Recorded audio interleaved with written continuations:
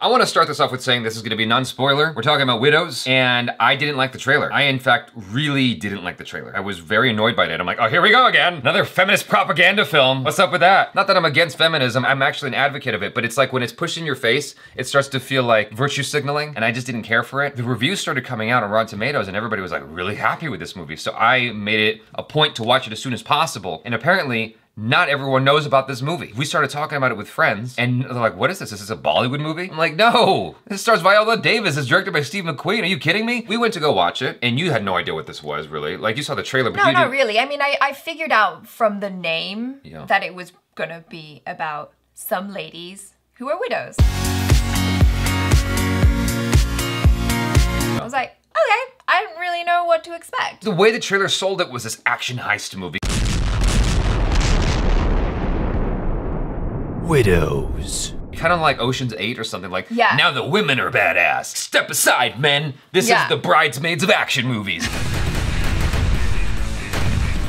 I was not interested in watching it because it was trying so hard to sell itself like that. I'm like, we've already had plenty of films with strong female characters. We can continue to do that and not try to call attention to it. We get to the film and it's totally the opposite of what the trailer says. Yeah. This is really good. So this is from IMDb. Set in contemporary Chicago amid a time of turmoil, 4 women with nothing in common except a debt left behind by their dead husbands' criminal activities take fate into their own hands and conspire to forge a future on their own terms. I think that really clarifies their plot. There's like 2 or 3 plots going on in this film. Yeah, but a lot of it is like, this is the main plot, but there's stuff that comes as a surprise, obviously, which we can't say. Right, there's good surprises in the movie. Yeah, very much like the whole audience. You got to see it with a full crowd because it's like the whole audience, you just felt that energy collectively. Like, oh my God, are you for real? It's layered with a lot of commentary. They're definitely touching on a lot of themes, not just about the Black experience, politics, feminism, well, what it is love, to be, relationships. What it is to be a woman and what you expect out of a woman. What is the most you could expect out of a woman? What is strength when you're talking about a woman? It challenges all of these notions. It challenges so much. And at the end, you're left with a lot to talk about. It gives you so much to digest and think about. The characters are all very interesting. The acting's really good with most of the people in the movie. Michelle Rodriguez, I give a pass just because it's Michelle Rodriguez and I've always liked her, but her acting is... Steve McQueen did a great job here. There was only one thing that confused me and I can't talk about it because it's a spoiler. Overall, I was just really impressed with the movie. It moves really slow. Going off the trailer, it's not like that at all. It's much more of a drama, but the slow pace of the movie really lets you kind of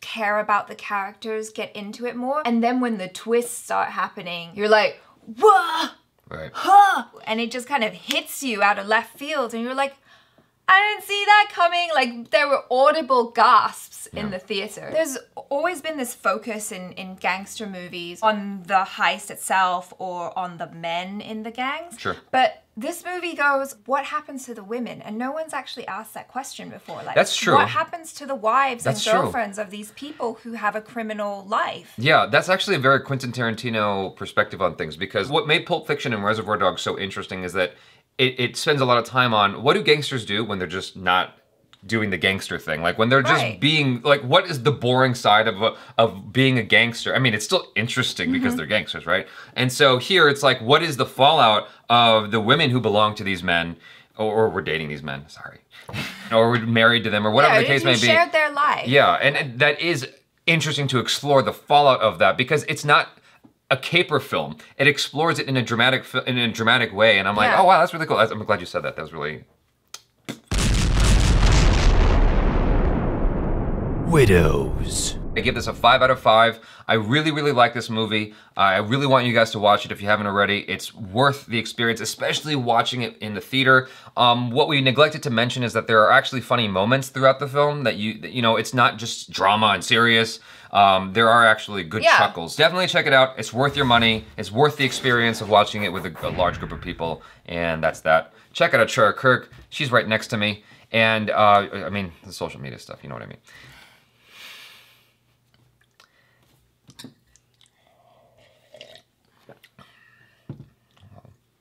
Why are y'all still here?